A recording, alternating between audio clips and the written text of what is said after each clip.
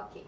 Então, para começar, eu vou falar um pouco sobre a influência portuguesa no Brasil, que foi a principal, porque os portugueses, como a maioria deve saber, colonizaram o Brasil, né? E os portugueses passaram 5 séculos, mais ou menos, vindo para o Brasil de maneira constante, né? Para colonizar o nosso país. E junto com os portugueses vieram os africanos por conta da escravidão. Eles trouxeram os africanos para trabalhar aqui nas plantações, aqui no Brasil. E quando eles chegaram aqui, obviamente, encontraram os índios, né, que eram os habitantes locais do Brasil. E nesse momento, o que aconteceu? Aconteceu um choque entre essas 3 culturas, né?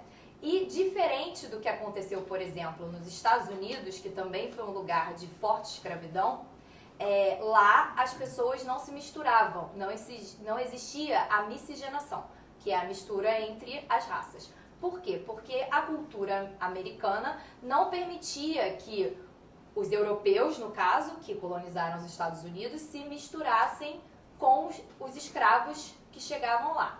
Ou seja, esses escravos e os europeus não tinham relações. Então ficou uma sociedade branca, europeia, dividida de uma sociedade negra, que na época escravocrata, hoje descendentes dos africanos que vivem ainda lá. No Brasil foi um pouco diferente. No Brasil existiu essa mistura entre portugueses e africanos. Eles passaram a conviver, eles tiveram relações. Muitos portugueses tiveram filhos de escravos, né? Os portugueses donos das casas tinham filhos com escravas, suas próprias escravas. Vocês estão conseguindo acompanhar ou tá difícil? Tá tranquilo? Tá. Então eles tinham filhos com as próprias escravas e muitas vezes eles assumiam esses filhos como filhos iguais aos filhos brancos que eles tinham com suas próprias mulheres. E por aí os brasileiros foram, né, os portugueses se misturando com os africanos. Então foi se criando uma nova raça, que a gente fala ser a raça brasileira.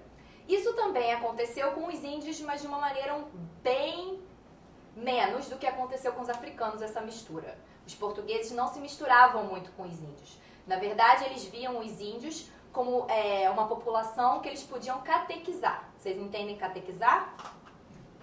Não? Não. Catequizar é fazer com que eles fizessem parte da religião católica. Eles chegavam aqui e queriam ensinar os índios a serem católicos. Esse era o maior objetivo que eles tinham com os índios. Tá dando para entender? Ou não?